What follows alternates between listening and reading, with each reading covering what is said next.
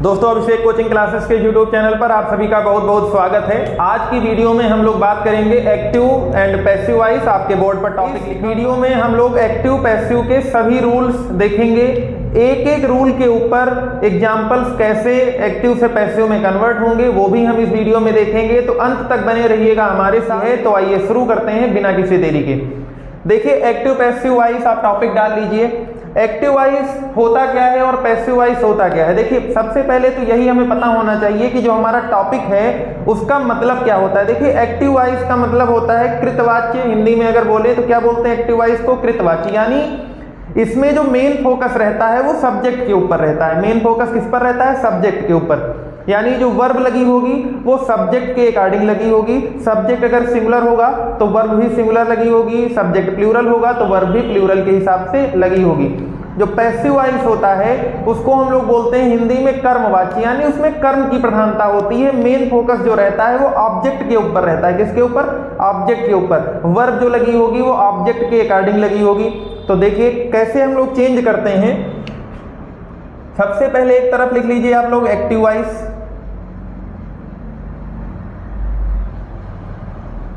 Simple अगर sentence की बात की जाए तो जो एक्टिव वॉइस होता है उसमें सबसे पहले हम लोग अगर बात करें तो क्या लिखा होता है? सब्जेक्ट। क्या लिखा होता है? सिंपल अभी स्ट्रक्चर की बात की जा रही है। सबसे पहले सब्जेक्ट, फिर उसके बाद में वर्ब। जहां भी मैं वर्ब की बात कर रहा हूं तो वर्ब का मतलब उसमें हेल्पिंग वर्ब भी आएगी और उसमें मेन वर्ब भी आएगी, दोनों।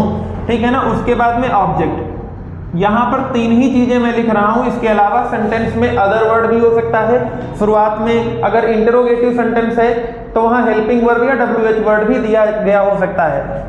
उनको चेंज नहीं करना है। ये रूल नंबर 1 में बताने जा रहा हूं जिसमें आपको पोजीशन कैसे चेंज करना है उनको आपको पढ़ना है। तो सिर्फ यहाँ वही चीजें लिखी हुई हैं जिनकी पोजीशन आपको चेंज करना है। यानी इनके अलावा हमारे सेंटेंस में और कोई भी अदर वर्ड दिया गया हो उसकी पोजीशन चेंज नहीं होती है, वो अपनी ही पोजीशन पर लिखा जाता है। जब हम इसको पैसिव में चेंज करेंगे,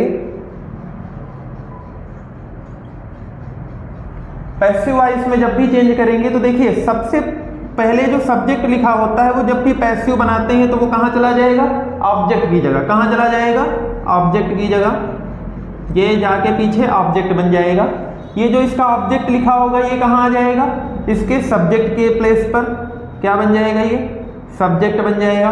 और वर्ब जो रहती है उसका प्लेस चेंज नहीं होता है तो वो अपने ही प्लेस पर रहेगी, यानी वर्ब जहां पर है वहीं पर रहेगी। यानी ये हमारा हुआ पोजीशन चेंज। अब इसमें एक चीज बात समझने वाली है जो सबसे इंपॉर्टेंट बात है।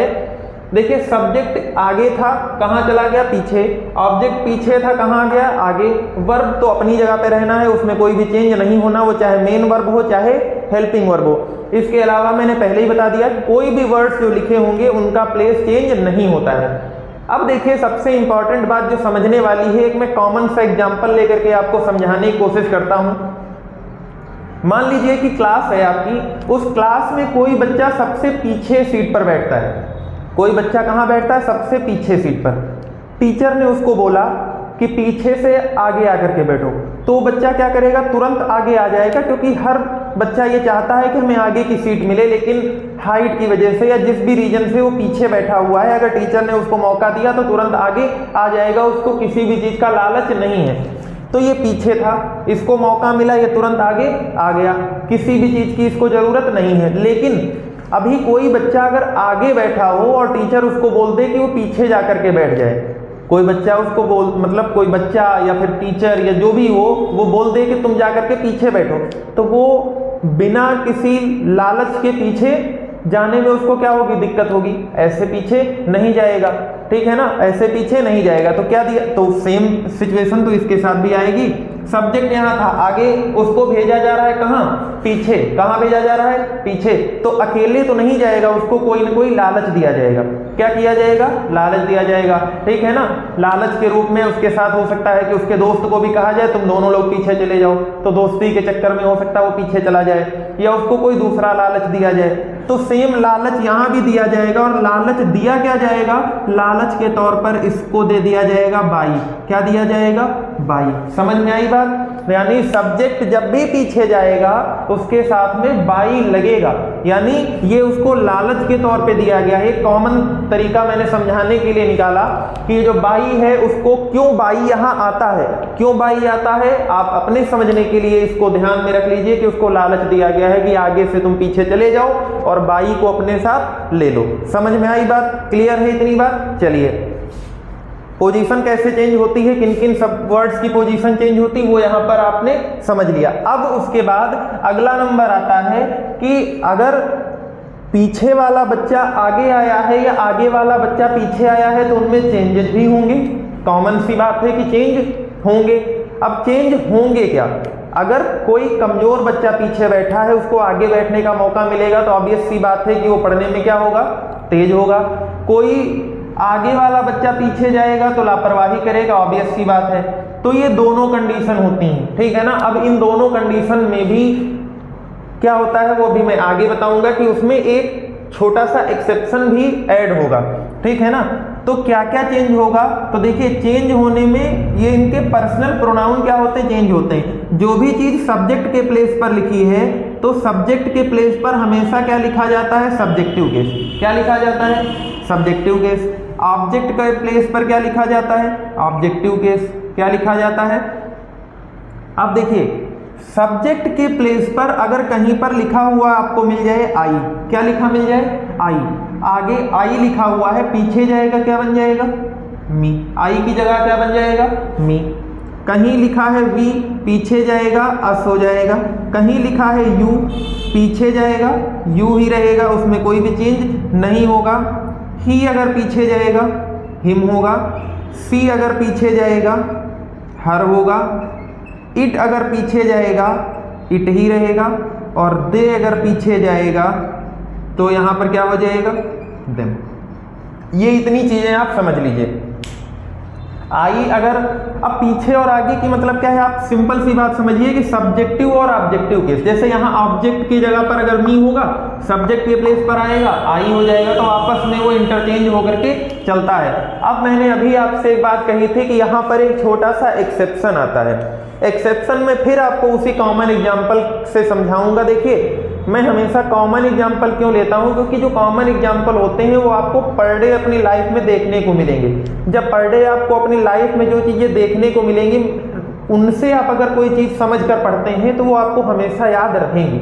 मान लीजिए जैसे मैंने आगे पीछे की बात कही, अब आपकी क्लास में किसी बच्चे को आगे पीछे किया जाएगा तो वहां से आपको तुरंत अगर थोड़ा सा दिमाग पर जोर डालेंगे तो तुरंत याद आ जाएगा कि सर ने यही रूल वहां बताया था एक्टिव पैसिव में, ठीक है ना। तो इसीलिए, नहीं तो मैं कोई दूसरा एग्जाम्पल भी, ऐसा एग्जाम्पल भी बता सकता हूं जो आप कभी ना देखते होंगे लेकिन उससे आपकी समझ में नहीं आएगा। तो पढ़ाई को प्रैक्टिकल भी बनाना है, ठीक है ना, कि कैसे वो चीजें हमें देखने में आती हैं, आसपास अगर देखने में मिलती हैं तो उनसे हमारी पढ़ाई कैसे आसान हो सकती है। अब देखिए यहाँ पर एक और चीज समझ लीजिए कि कोई बहुत अच्छा बच्चा है पढ़ने में, कोई बहुत अच्छा बच्चा, सिंसियर बच्चा है, उसको आगे से पीछे भी अगर भेज दिया जाएगा तो उसकी पढ़ाई पर कोई भी फर्क नहीं पड़ेगा, क्योंकि वो सिंसियर है। वो खुद से, उसके अंदर क्षमता है कि वो खुद से पीछे से बैठ के टीचर से पूछेगा कि ये कैसे होगा, वो कैसे होगा, तो उसमें कोई चेंज नहीं होता।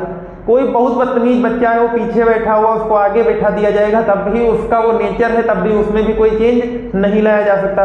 तो सेम यहाँ पर वही होता है। यहाँ वो आगे वाला सिंसियर बच्चा या पीछे वाला बहुत बदतमीज बच्चा, उसको हम नाउन ले लेते हैं। क्या ले लेते हैं, नाउन। और नाउन में भी प्रॉपर नाउन। कौन सा नाउन, प्रॉपर नाउन, ठीक है ना।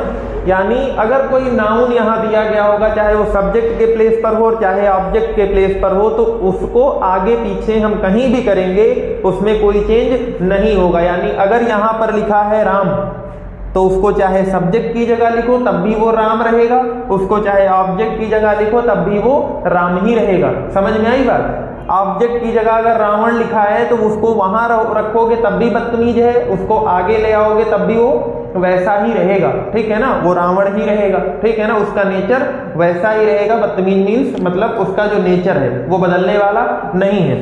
तो ये चीजें होती हैं। समझ में आई बात। इसको आप चाहे नोट कर लीजिए, चाहे मैं हट जा रहा हूं आप स्क्रीनशॉट ले लीजिए, ठीक है ना। चलिए आगे देखिए, इसके बाद अगला रूल जो आता है, ठीक है ना, सब्जेक्ट को आपने ऑब्जेक्ट कर दिया, ऑब्जेक्ट को आपने सब्जेक्ट कर दिया। अब अगला रूल आता है कि टेंस में भी थोड़ा बहुत तो चेंज होगा। तो टेंस में क्या क्या चेंज होते हैं, अगला रूल हमारा वो रहेगा।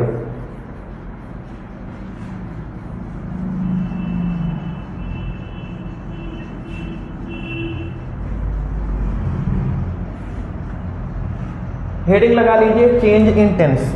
हेडिंग क्या रहेगी, हेडिंग है ब्लैक से डाल दे रहे हैं।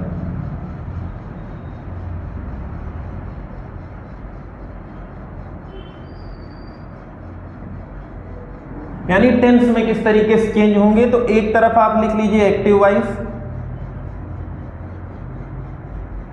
और दूसरी तरफ आप डाल लीजिए पैसिव वॉइस।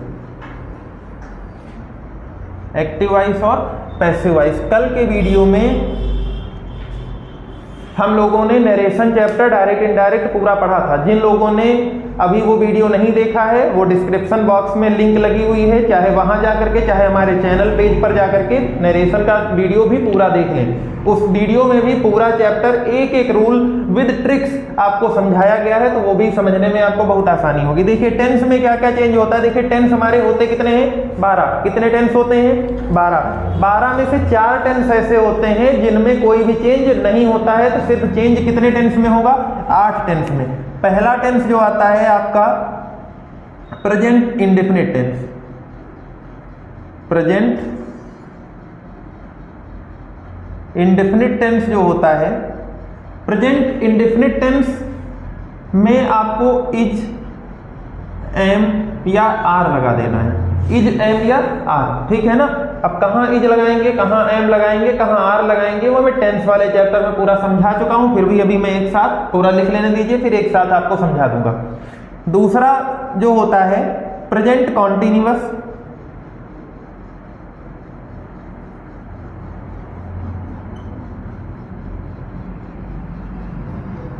प्रेजेंट कॉन्टिन्यूअस में हम लोग चेंज करेंगे, इज, एम, आर तो लगाएंगे ही, इज, एम, आर तो लगाएंगे, प्लस उसके साथ में बीइंग लगा देंगे।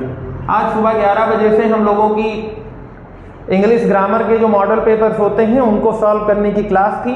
वो क्लास थोड़ा सा लेट स्टार्ट हुई थी क्योंकि कुछ टेक्निकल प्रॉब्लम्स थी, लेकिन वो क्लास हुई थी। आप लोग जिन लोगों ने भी वो ना देखा हो वो आप देख सकते हैं। और अगले संडे से मैंने आपको बताया था कि हर संडे जो प्रीवियस ईयर पेपर्स हैं वो सॉल्व करवाए जाएंगे। तो अगले संडे से आपको रेगुलर टाइम टू टाइम आपको क्लास मिलती रहेगी, मैथ्स की भी और इंग्लिश ग्रामर की भी, ठीक है ना। Number 3 present perfect.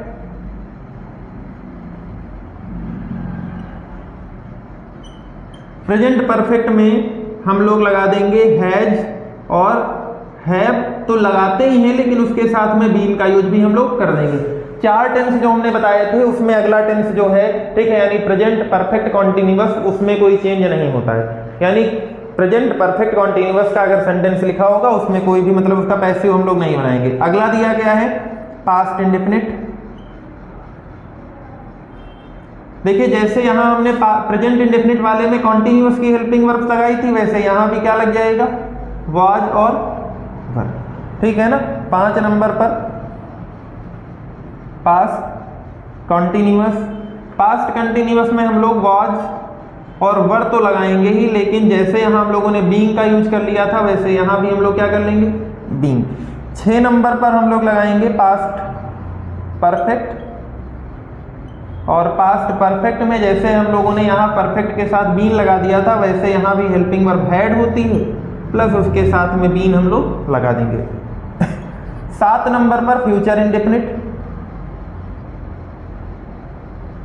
Future indefinite में हम लोग लगाएंगे विल बी और शैल बी, विल बी और शैल बी। उसके बाद 8 नंबर पर फ्यूचर परफेक्ट। फ्यूचर परफेक्ट में will have been, will have been और शैल हैव बीन। इसमें फ्यूचर कंटिन्यूअस में भी चेंज नहीं होता, यानी जो हमारे 4 टेंस हुए जिनमें हम लोग कोई चेंज नहीं करेंगे, तीनों परफेक्ट कंटिन्यूअस प्लस फ्यूचर का कंटिन्यूअस, ठीक है ना। समझ में आई बात? ये चीजें होती हैं, आप इसका भी स्क्रीनशॉट ले लीजिए, चाहे इसको नोट कर लीजिए। हो गया। देखिए सब्जेक्ट आपका जो लगता है, सब्जेक्ट अगर सिंगुलर होगा तो हेल्पिंग वर्ब सिंगुलर वाली लगाएंगे, अगर सब्जेक्ट प्लूरल होगा तो हेल्पिंग वर्ब जो रहेगी वो प्लूरल वाली रहेगी। कुछ हेल्पिंग वर्ब जो होती हैं जो पर्टिकुलर आती है, जैसे एम लिखा हुआ है तो एम जो है वो सिर्फ आई के साथ आता है, बाकी किसी भी दूसरे सब्जेक्ट के साथ एम का यूज नहीं किया जाता है। चलिए आगे देखते हैं।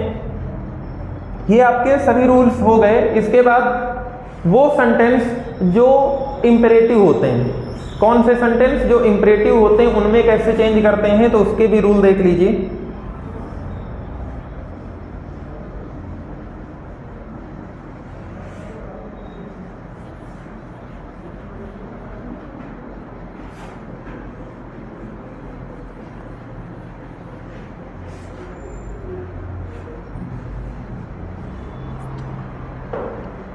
देखिए इंपेरेटिव सेंटेंस में क्या करते हैं,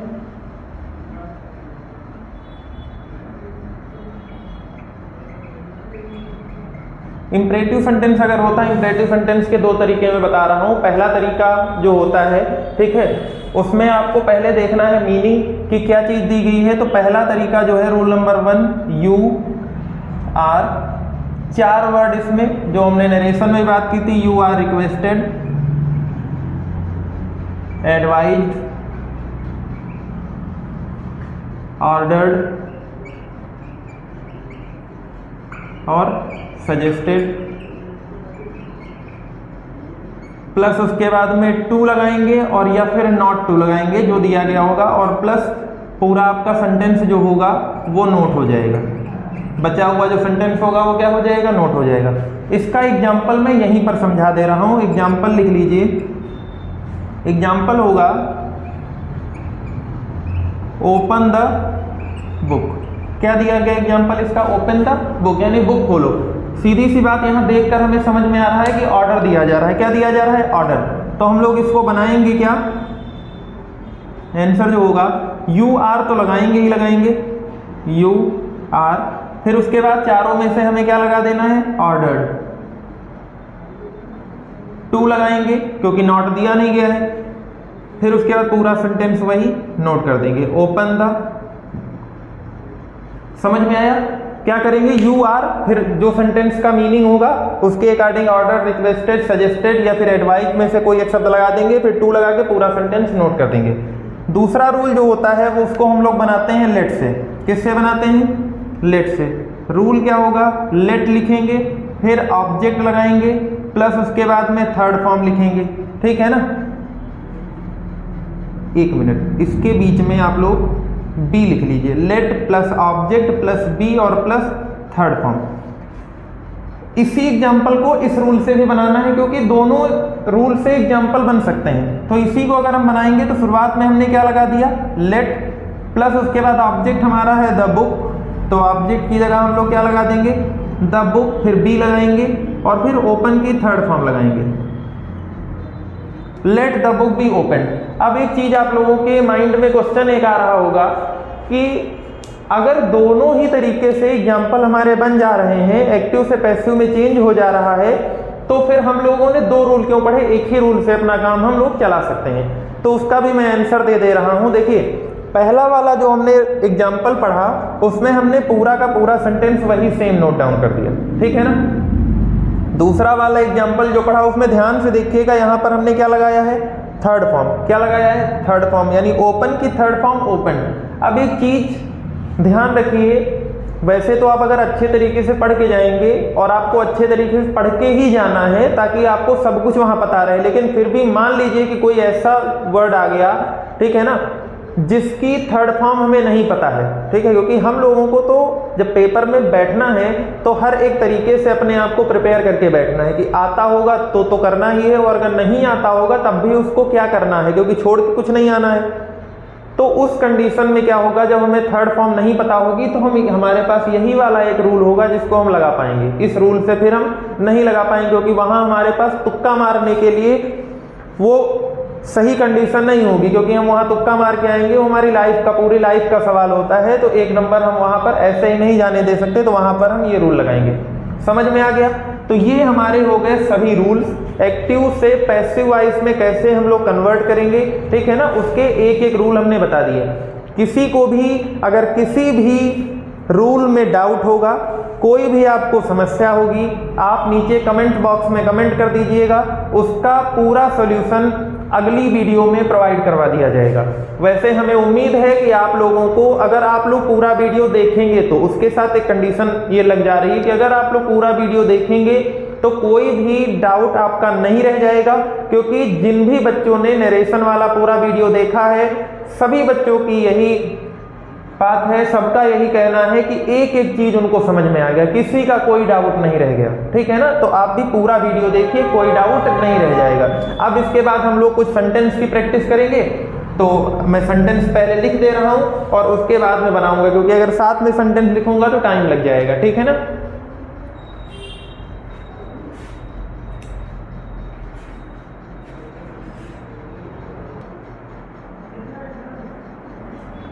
देखिए आपके बोर्ड पर जो ये 5 सेंटेंस लिखे हुए हैं, ये बोर्ड परीक्षा की दृष्टि से बहुत ही इंपॉर्टेंट, इनको अगर मैं लिख दूं यहाँ पर मोस्ट इंपॉर्टेंट, ये क्या है, मोस्ट इंपॉर्टेंट सेंटेंस है, ठीक है ना, मोस्ट इंपॉर्टेंट इनको लिख दीजिए, ठीक है ना, क्योंकि इनमें से एक सेंटेंस लगभग हर बार पेपर में पूछा जाता है, तो ये वेरी वेरी इंपॉर्टेंट सेंटेंस दिए गए हैं। कैसे इनको चेंज करना है, तो आइए देखते हैं एक एक सेंटेंस को चेंज करके। देखिए पहला सेंटेंस जो लिखा है, सबसे पहले क्या लिखा हुआ है, सब्जेक्ट, फिर उसके बाद में लिखा हुआ है वर्ब, और फिर उसके बाद में क्या लिखा हुआ है, ऑब्जेक्ट। रूल में हम लोगों ने क्या पढ़ा था कि ऑब्जेक्ट को कहाँ लेके आते हैं, सब्जेक्ट की जगह, और रूल में हमने पढ़ा था कि हिम का सब्जेक्टिव केस जो होता है वो क्या होता है, ही, क्या हो जाएगा, ही। नोज लगा हुआ है यानी एस या ईएस लगा हुआ है, यानी present indefinite tense. Present indefinite tense में हम लोग इज एमआर का यूज करते हैं, तो ही के लिए इज हो जाएगा, ही इज, और उसके बाद में वर्ब की केवल थर्ड फॉर्म का ही यूज किया जाता है। शायद रूल में ये छूट गया, मैंने बताना वहां पर मुझे ध्यान नहीं रहा कि इसमें वर्ब की केवल और केवल थर्ड फॉर्म का ही यूज किया जाता है। तो ही इज नोन, फिर उसके बाद में बाय एवरीबडी, क्या लग जाएगा, बाय एवरीबडी, क्योंकि एवरीबडी चेंज नहीं होगा, ठीक है ना। दूसरा सेंटेंस सब्जेक्ट है, फिर उसके बाद वर्ब है, फिर उसके बाद वर्ब के तुरंत बाद ऑब्जेक्ट होता है, तो ऑब्जेक्ट को कहाँ लेके आएंगे, सब्जेक्ट के प्लेस पर ही हो जाएगा। फिर उसके बाद में नो लगा हुआ है यानी फर्स्ट फॉर्म, और फर्स्ट फॉर्म लगती है प्रेजेंट इंडेफिनिट में ही के लिए, जैसे ऊपर वाले में इज लगाया वैसे यहाँ लगा देंगे हिज, ही इज, फिर थर्ड फॉर्म नोन। इस सेंटेंस में क्या करेंगे, क्योंकि यहाँ पर जब भी कभी प्रोनाउन, पर्सनल प्रोनाउन दिया गया होता है तो बाई की जगह हम टू लगाना प्रेफर करते हैं। He is known to me,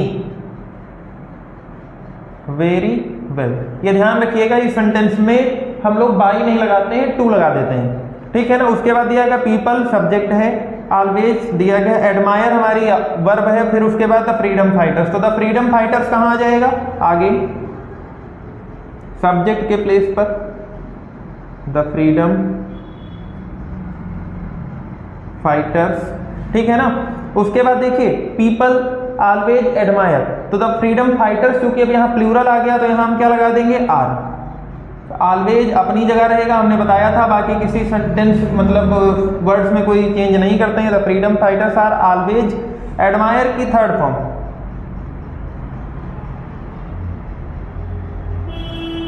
admired by the people. अगला दिया गया ही, सब्जेक्ट है, टीचर्स मी और इंग्लिश। अब देखिए यहाँ पर दो, हमने जानबूझकर ये वाला सेंटेंस लिखा, यहाँ पर देखिए दो ऑब्जेक्ट है, मी भी ऑब्जेक्ट है और इंग्लिश भी ऑब्जेक्ट है, और दोनों को आगे ले जा करके हम सेंटेंस बना सकते हैं। अब एक एक, मतलब ऐसा तो है नहीं कि दोनों को एक साथ ले जाएंगे, अलग अलग। देखिए सबसे पहले मैं प्रोनाउन वाले ऑब्जेक्ट को आगे ले जाऊंगा, तो मी आगे आएगा, आई हो जाएगा, टीचर्स लगा है, एम लग जाएगा, टीच की third form taught, I am taught, फिर उसके बाद इंग्लिश, बाई, ही पीछे जाएगा, हिम हो जाएगा। एक तो ये बन गया। दूसरा सेंटेंस जब हम इंग्लिश को आगे ले जाएंगे तो इंग्लिश आगे ले आएगी, और इंग्लिश के लिए इज लग जाएगा, तो इंग्लिश इज, टीच की थर्ड फॉर्म टॉट। अब उसके बाद में जब हम पर्सनल प्रोनाउन को आगे नहीं लाते हैं तो पर्सनल प्रोनाउन के आगे टू लगा देते हैं, ये रूल है। टॉट टू मी, फिर उसके बाद में बाय हिम, बाय हिम। ये हमारा चौथा सेंटेंस हो गया। पांचवा सेंटेंस, द जज सब्जेक्ट हो गया, फाउंड द प्रिजनर, ठीक है। तो द प्रिजनर कहाँ आ जाएगा आगे, द प्रिजनर फाउंड, फाइंड की सेकंड फॉर्म यानी पास्ट में दिया गया है तो क्या लग जाएगा, was, the prisoner was found, third form लग जाएगी फाउंडेड गिल्टी बाय द जज।